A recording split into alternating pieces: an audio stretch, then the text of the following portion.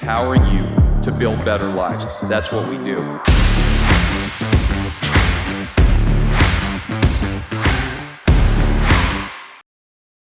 So welcome to today's Empower Podcast. The podcast is all about empowering you to make the life that you want. I'm here with Carly Tishner, married to Sam Tishner, newlywed. And I'm so excited, Carly, to get into this conversation because you and I had a chance to spend time in Atlanta at a meeting, driving from a meeting. Yes. Where I learned all about your equestrial background. I don't even know if that's how you say it. Is it equestrian background? Yep. But I wonder if equestrial, could we check, is that a word?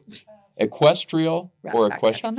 I think it might be, Kathy's, she's going to check. But we got to know each other, and I was fascinated with this person from a lot of different ways. So I'm going to just talk a little bit about you, and it might be uncomfortable, but I'm going to say it because it'll set the framework. Okay, I'm in. So welcome to the podcast, Carly. So you joined the business in 2018. Mm-hmm. And at 23 years old, yes. And we're going to get into that. You are someone who has always, in my view, I've heard your name for the last 5 years, and we didn't get to know each other until even 12. Paris. So 9 months ago or so. But I'd heard so many amazing things about you. So here are a couple of things that I've heard about you. Okay. Number one, you have never been about the spotlight. So your team views you as being this person who is all about celebrating their success. And I've seen that actually play out now firsthand, including what we just spoke about of you. Gretchen was up on stage and you're literally behind her filming her on the way up there. And you brought her into the business. So I've heard that about you. Number two, I've heard you are extremely calculated. So I've heard this. I've heard this. Oh, yeah. No, my love language is quant. So anyone who's quant driven, I'm like, they get it. They get life, right? Yes. Just because it's my paradigm. Exactly. Yes. But I've heard this actually from my team. If you want to know how anything's going to play out, call Carly. So I hear this all the time. Kathy, am I lying? Thanks, Ken. So we always talk about that. So again, you celebrate other success. You're extremely quant driven. What I learned about you, just getting to know you and then seeing you in Atlanta and talking a little bit more, is you actually come from you have a very competitive and kind of but in a self-development way background with equestrian. By the way, did we check on this? I did check on equestrial. It is? It's Roblox. So not equestrial. So you're telling me it is a word. It is a word. So it's a word. Okay. That's all we need to know. But from your equestrianarian background, is that a word? No, we're just making stuff equestrian up. Background. Yes. You're an extremely competitive person, but I wonder if that's more competitive or are you more of an achiever? Good question. I think I'm very competitive with myself. I definitely put a lot of pressure on myself. That we just heard our incredible keynote speaker talking about raising the standard. Yep. And I say that a lot on our team calls as well. Right. I was looking at Gretchen during that saying this is the kind of thing to say. I set the standard high for myself. Okay. And it comes with pressure, but it's very much so, I think, comparing yourself against someone else, especially with the incredible women on my team too, that's not going to do anything for me. Yeah. Anything for me. So when it comes to being competitive, it's to be the best version of me. Okay, so I would attribute that more, and I don't forget where I read this, but if it's more about if you're primarily motivated about making yourself better as opposed to being the best. Yes. Right. And so achiever, you're more of an achiever than a competitor then. Yeah. Which probably is what attracted you to equestrian riding. Yes. So the partnership, the relationship, everything with the horse, I think that comes there. It's very again, detail oriented, which I am, but it's very, you've got to be locked in. I think everything I do, I've got to be locked in because if I'm not going to get the results that I want. So I know how to do the breathing. Yeah. I know how to do those things to try to set myself up for success. Does it always work out? No. But do I know what I need to do? Yes, because I didn't grow up with a safety net. Yeah. I didn't grow up with someone really teaching me that stuff. So I had to do it myself. You are like putty in my hands, because that's exactly where I want to get to is let's get to your upbringing. Yep. By the way, I will tell you, and we're going to come back to the animal and the relationship. So since you and I spoke, I have been trying with my dog Coda to build the kind of relationship you have with your horse. Yeah. Because, well, you said that the horse can sense your emotions. Yes. Coda can't sense my emotions at all. So you've been trying. I've been trying. Yeah. I've been trying to explain myself to him. I've been trying to connect with him.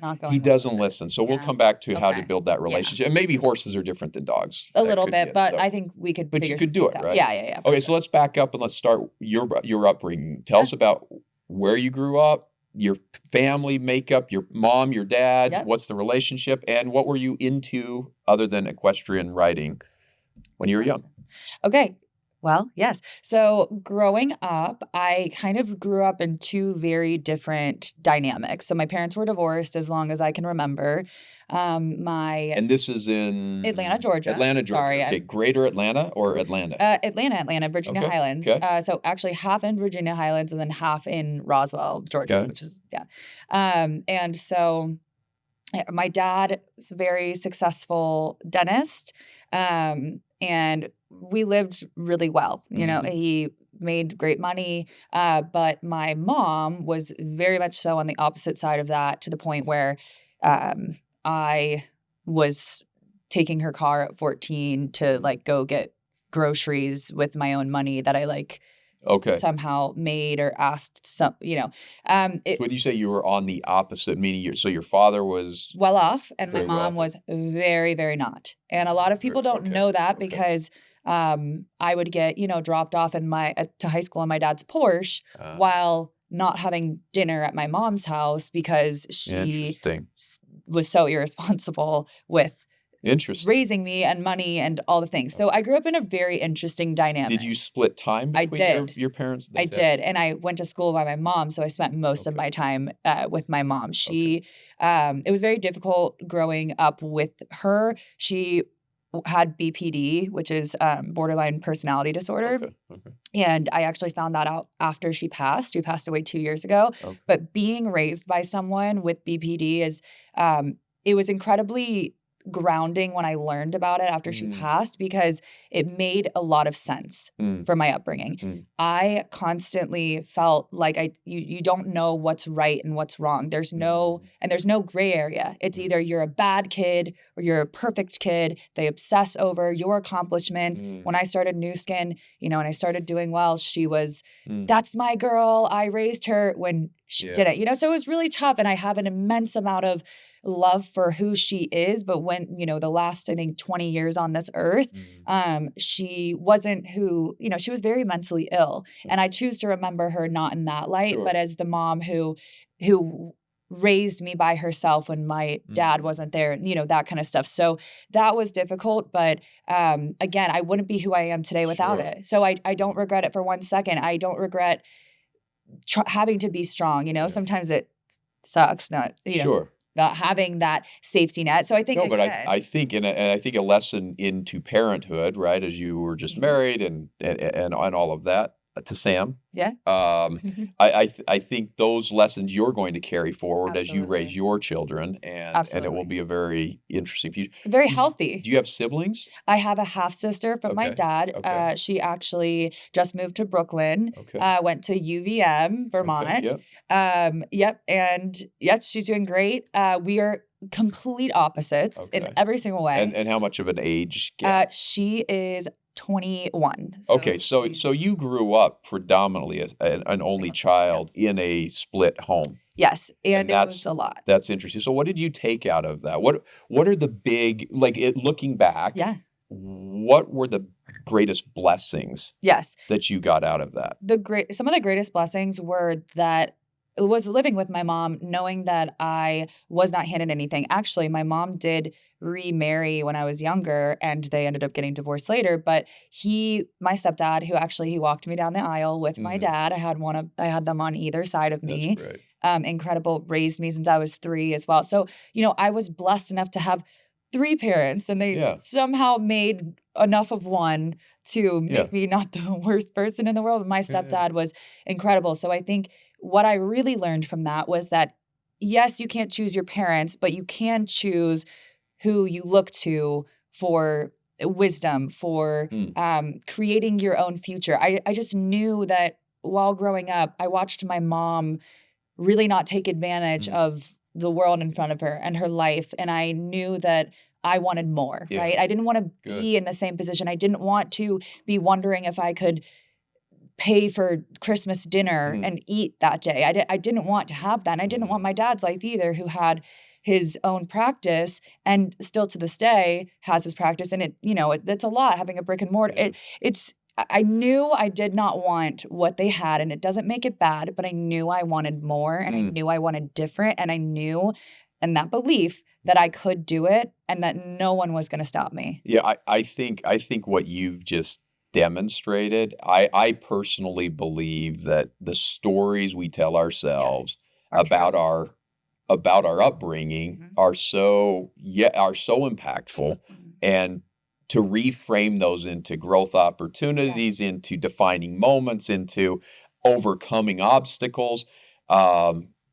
We can turn any terrible experience in life into the biggest blessing on the planet, because it makes you, if you choose it, it makes you who you are today or who you aspire to be tomorrow, right? It's absolutely about perspective. You can't, so many times I sit and listen to someone complaining about something, and same with me. We've all done it, right? Sure. And you have to sit there and go, all right, what's the goal of this? Yeah. What do I want to get out of sitting here and complaining about this? And you actually said this to you on the boat in Paris. I don't know if you remember this. You asked me a question about something, and I said, what does it matter? Like, not in a bad way, but it is what it is. So we have two options. We complain about it and stay in the same place, or we take it for what it is and we move forward, because that's what we have to do. Yeah, that's right. You every single day have to decide, am I going to be the victim and sit here and be a victim of all the world around me? Or am I going to take what I've got and make the most of it and make it even bigger? And I think I might have maybe learned that from a young age,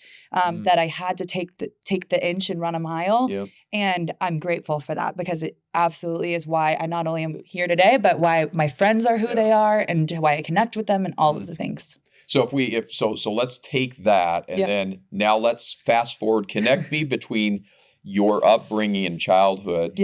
And I would love to know when you started writing and how that came to be. But to 23, when you found New Skin, and I'd like to understand, because frankly, 23 is an extremely young age to enter the business, and then to go fast into it, because typically you're on your own, you're independent. It just takes a little bit of life lesson to finally get to a point to say, oh, I need a different vehicle. At 23, you're like, some people are still being bankrolled by their parents as well. Or whatever it is. Right? So how did that journey happen? So we'll just start with, I started riding horses at 8. Okay. My dad, well, by the way, I want to say my dad did give my mom a lot of money, and she just was not responsible with it. So we did have some, right? And so my dad bought me a horse when I was younger, but I'd been riding already. I actually went to Costa Rica with him. It's bizarre, my life, but went to Costa Rica with him when I was younger. I fell off of a horse and got right back up, right back on. I was alone with a guide in Costa Rica. My dad just sent me on the way, and I love him, by the way. I love my dad. Sure. But the guy came back and goes, hey, you really should get your daughter into horses. She's not scared of them. She just went flying into a mud pit and got right back on and was only worried if the horse was okay. And so he did. By the way, do you remember falling? Yeah, I do. Okay. I do. I vividly remember it. Okay. And I don't know why. I've just always connected with them. So I started riding at 8. My dad ended up buying me a horse. I was an eventer, which if you've seen the Olympics, the cross country with the big wood jumps, that's what I would do. Awesome. I don't know why my parents would strap a bulletproof vest and let me do that. But I loved that they did. It made me incredibly independent. 6 feet on your head. And not only that, it taught me so much, because I had to be responsible for an animal that I had to feed them, make sure they had water, make sure they had everything that they needed and were fit enough to work with me. That was 8 years old. I was responsible for this. So fast forward, I actually quit riding when I was in high school and ended up picking it back up about like 5 years ago now. And it has been one of the greatest things that I've done. It's incredible for any business person needs an outlet that's, and even not just working out, that connection, the way I have to completely disassociate from the real world to just be in the moment with my horse has been one of the most healing things in the whole world. But before that, I had just graduated from college, and which, by the way, horses are very expensive. So like obviously this came after, I won't say anything else, but so you can say after business success, after business success, I was able to live back out my dreams. So when I was 23, I was working at a wealth management company, and that company, obviously I was in marketing, getting paid the same every 2 weeks, right? Okay. Salary job. Well, that's great because my spending was not the same every 2 weeks, right? I wanted to go on a trip, or I wanted to go here. And I was really good about saving my money because, again, I didn't want to repeat those same mistakes. And so I really sat there. I was like, there's got to be something more. There's got to be something else. So I said, let me go get a sales job because I can control that a little bit more. Okay. No one would hire me. They were like, you're not good at this. You don't understand this at all. You're not understanding this like corporate sales thing. I mean, truly, I applied to so many and they were like, and these are entry-level jobs too, by the way. I'm the director of marketing somewhere. Right. So, and they're like, no. And I was like, okay, what else can I do? What do you think, by the way, what do you think it was about? So why? I don't think I was corporate enough. I think I was too almost like put my own spin on everything. But you made the marketing, so why not the sales? Listen, I wasn't the gal for the job. Interesting. They just did not want me. I'm telling you, I have all of the emails. Okay. And I actually really should print them out because the next year, right? So I joined Nu Skin, which I joined these women who I'd seen on social media. And this is so funny. And every time I say this, all affiliates in Nu Skin are like, what?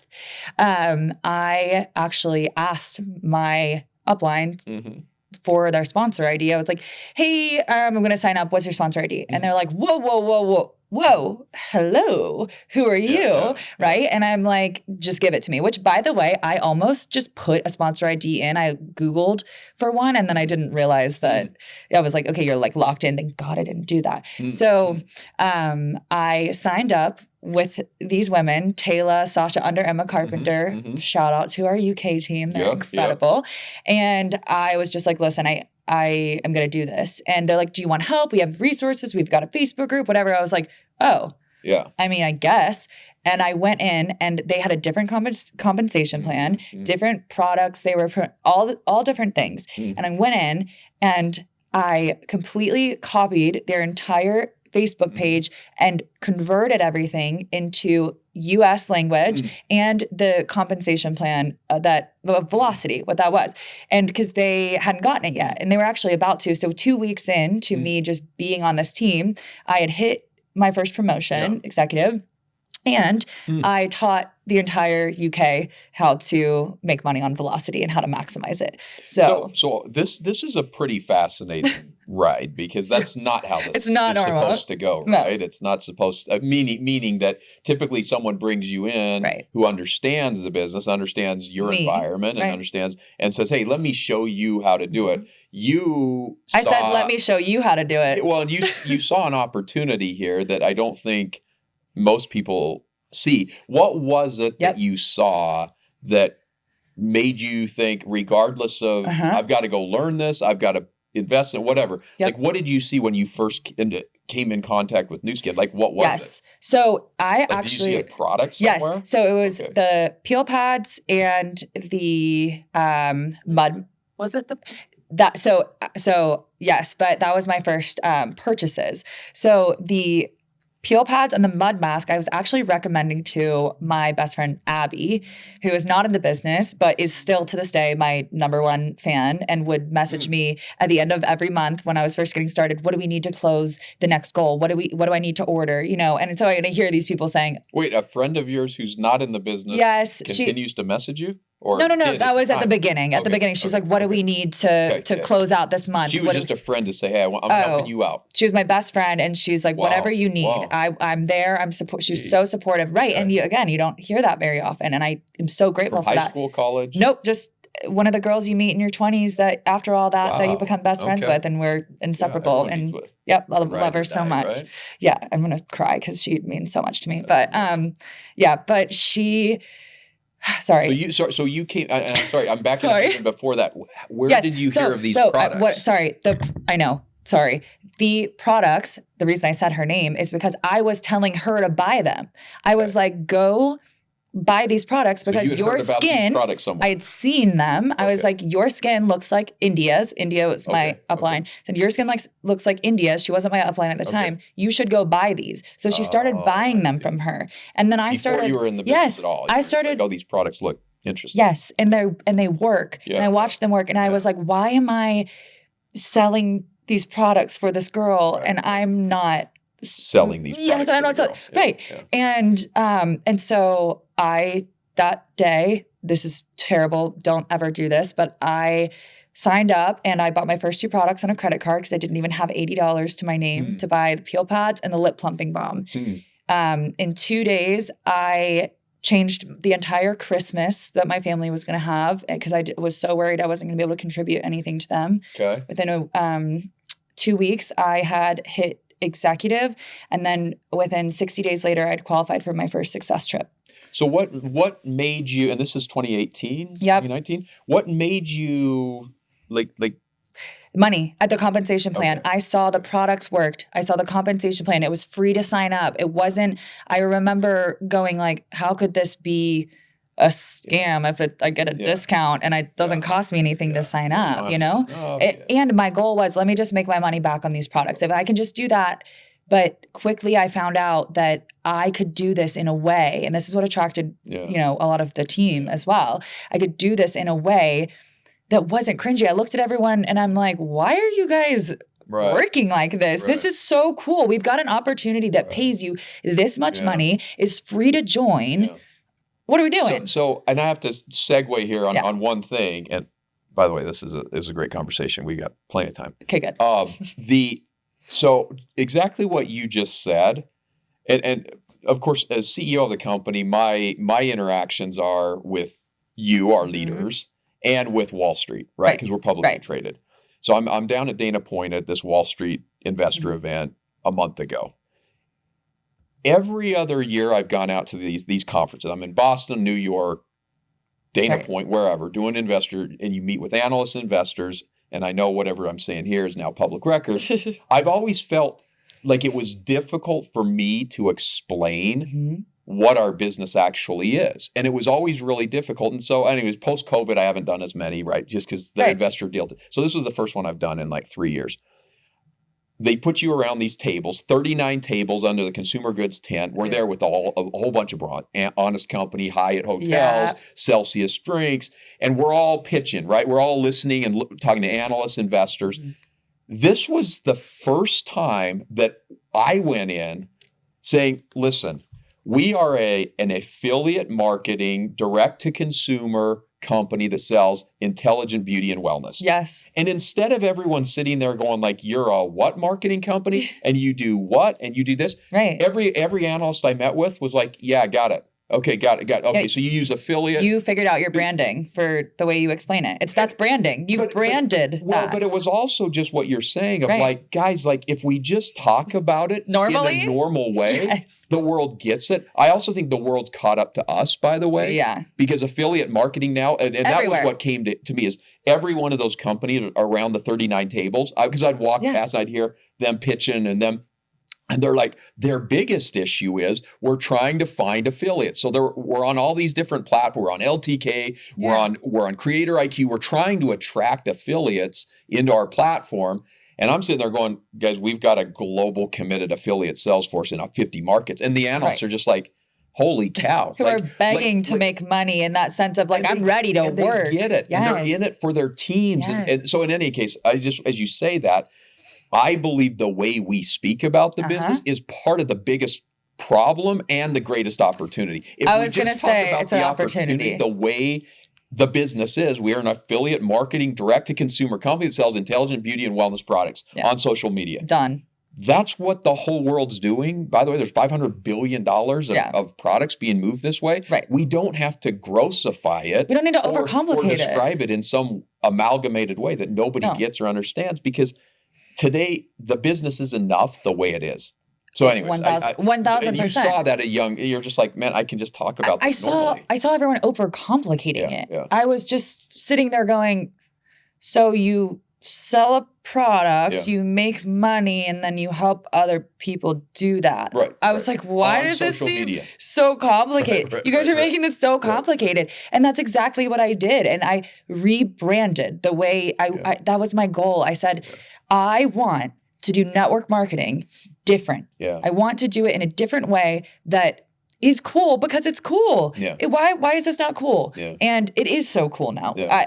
I love that our team. Yeah, your whole team, by the way, at these events. Yes. Like, I wish we could have. Kathy and I were out there. It's like, this is what the business is. Yes. And we need to be able to show people this is just all the business is. I mean, like, who doesn't want to be a part of a community for free? Who doesn't want to be a part? Yeah, for free, right? Like, and not only for free, the amount of brain power in these rooms, the amount of, we've got lawyers, physicians, right. It's sales director. We've got these people. Yeah. This isn't your typical girl with no job. Yeah. These are women who are incredibly smart and powerful. And that's what I wanted. That's exactly who I wanted to be in the room with and who I wanted to work with. And I'm so incredibly grateful that they somehow trusted little 23-year-old's idea that she could change the way that this looked. And because they've done that. I can't do that on my own. I cannot.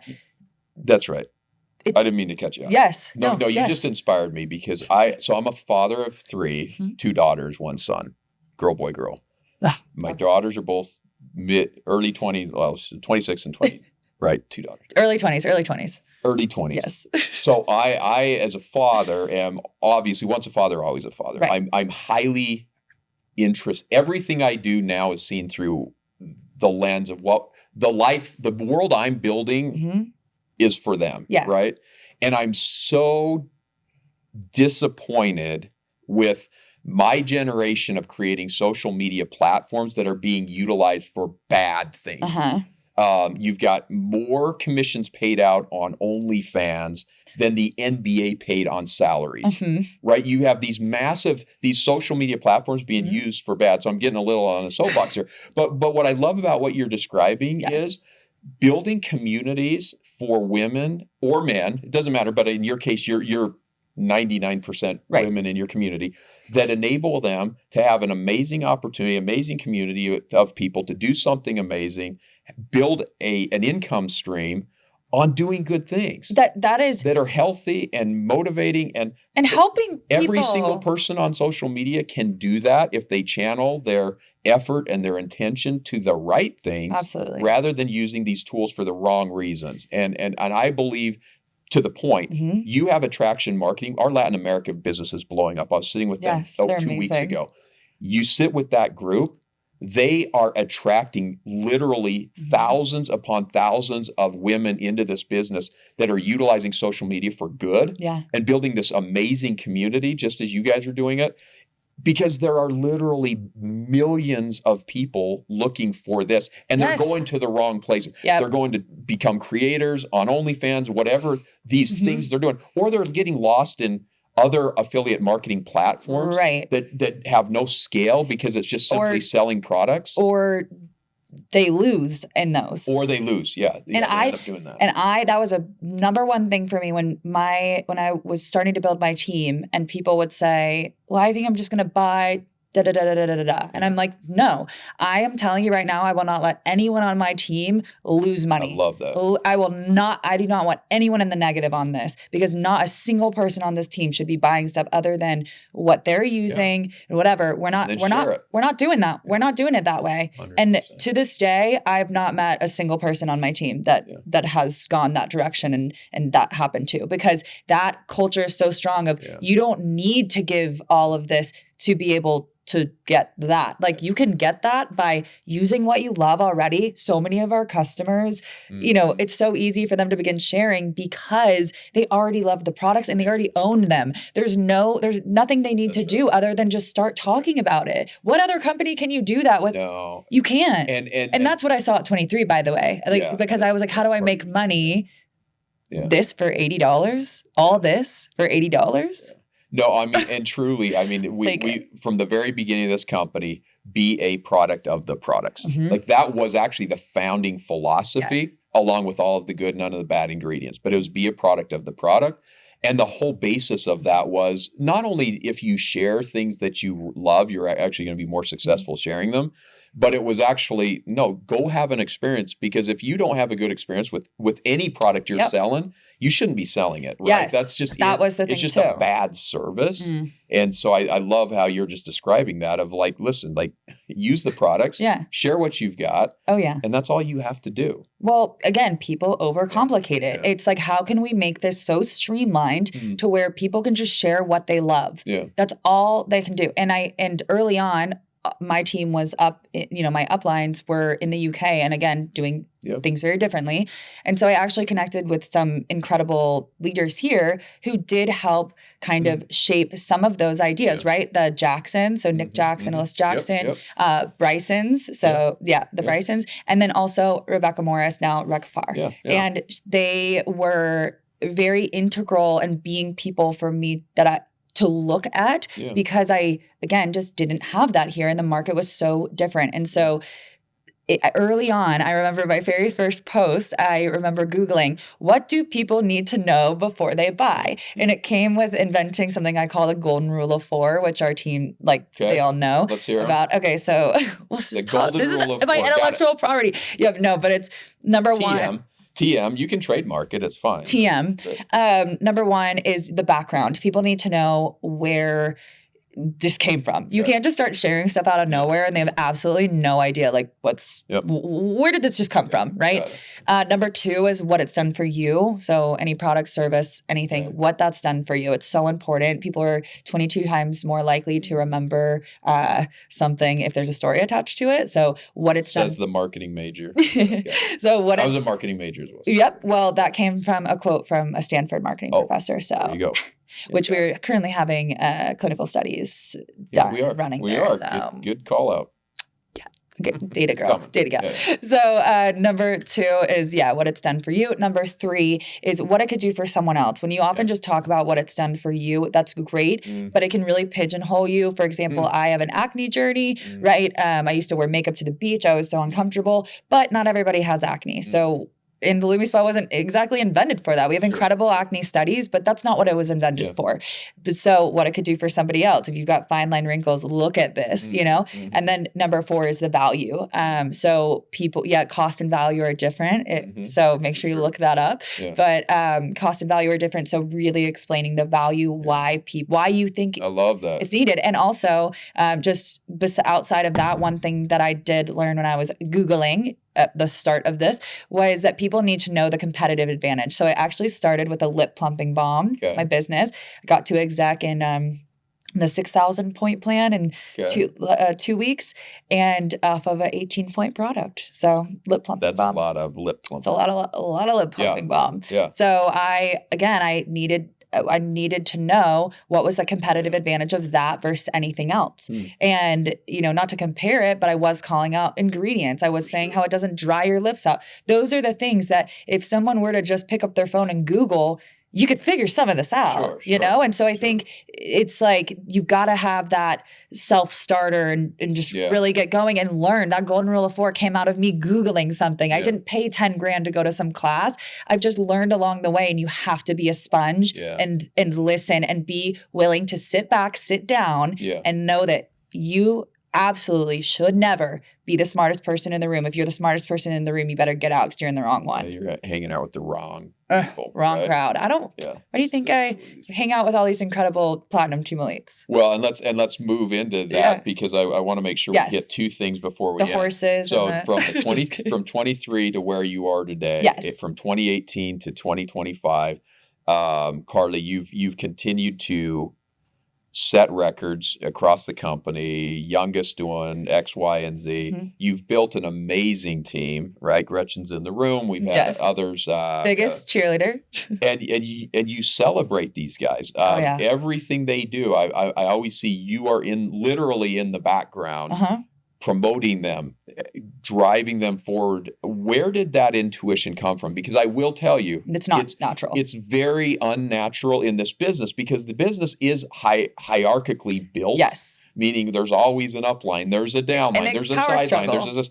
And the natural struggle. Now I have my own theory on that, but I'll tell you after you give yours to see how wrong I am. It's going to be wrong. But where did you get that? That's very unnatural, I think, in the business. Yep. It's not that it's non-existent. I think people learn it over time as opposed to starting out there and going from there. Absolutely. I did not start out there. I think so I'll get really vulnerable here and honest that I was the shiny new object, right? I was the person that came in and was the fastest to do this and fastest to do that. And then I bring someone on my team, Gretchen, who, again, best friend, incredible, but she did all of that faster and she did it bigger and she did it more and did it on a larger scale. And so suddenly you start feeling really small when you were once the person that everyone was really excited about, right? And that is soul crushing. But you have two options. You can be the person that falls victim and complains about having a 4-star platinum team elite on your team. Right. Or you can sit down, be quiet, and listen and learn something from them. Yeah. And that is one of the hardest things to do. And it is incredibly humbling. It is incredibly difficult. And it takes a lot of maturity to sit there and go, maybe there's something I could learn from here. And it takes stripping that ego entirely, which a lot of people need to do, because you've got to remove the ego. If you want to be successful, you've got to remove that ego. And that is not something that came lightly for me. It is not something that came natural for me. It is something that I had to work incredibly hard for in therapy, in life coaching, because you sit there and you think and you're like, okay, why am I not that? Or why? And you're like, why are you trying to make this all about yourself? You have got leverage in this business because what are you complaining about? And not only that, you have got people that you can learn so much from. And so ever since that paradigm shift for me of like, why would I not champion these people who are doing it all? What? And you see me, I'm their biggest fan. And I hope they feel that. I really hope they feel that, not any competition. And I know they do. It truly feels genuine. And I think it is genuine. That's why it feels that way. Yes. But I always tell my son, because he's now 6'2", he's bigger than me, right? And he's always been this little guy. And he's like, so every time we used to wrestle, like in the pool, I could throw him all this stuff. Now I can't pick the kid up. Yeah, I can't toss But I'm like, dude, you will never beat me. Because I'm your dad. Right. Like, no matter how great you become, which is my way of inserting dominance, right? Right. But the reality, he's stronger than me. He's bigger than me. He's smarter. He's better. He's in every way.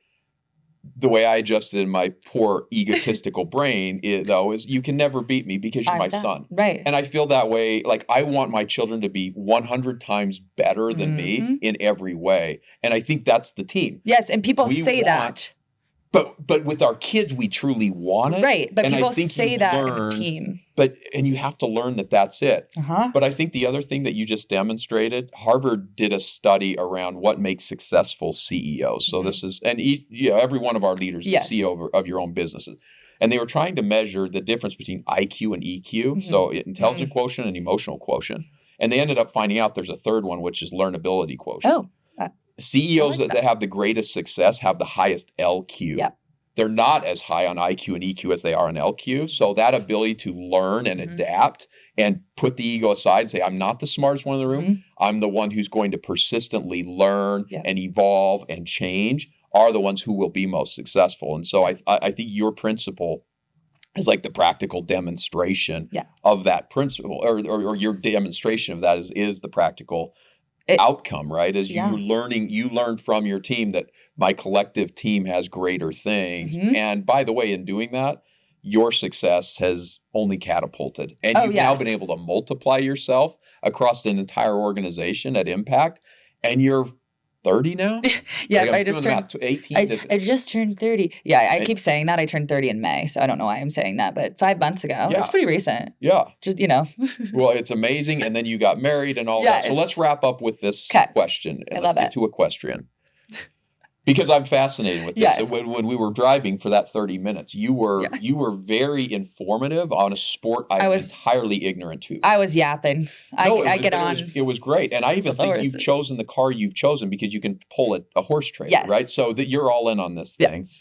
And can trash it too, you can trash it. Right, can drive it through the gravel over the for sure pot, like everything in the farm. It's like I on purpose because that's my life. So what do you love most about it, and why do you keep doing this? Yes, as a passion, because you're clearly it's a passion for you. Yes, it is. Oh my God, I don't know why that made me really emotional. Sorry. What's your horse's name?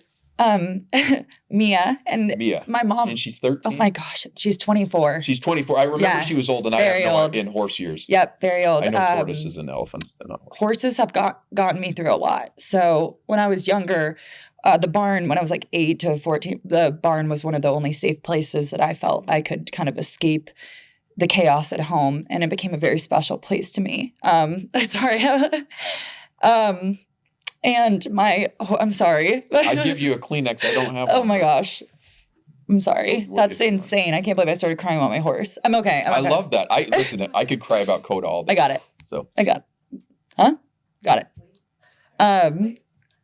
So my horse Mia now is 24 years old, and she is like a rock in my life. She's she needs me the way I need her. She's very, not everyone could connect with her, and she wouldn't let everyone tell her what to do.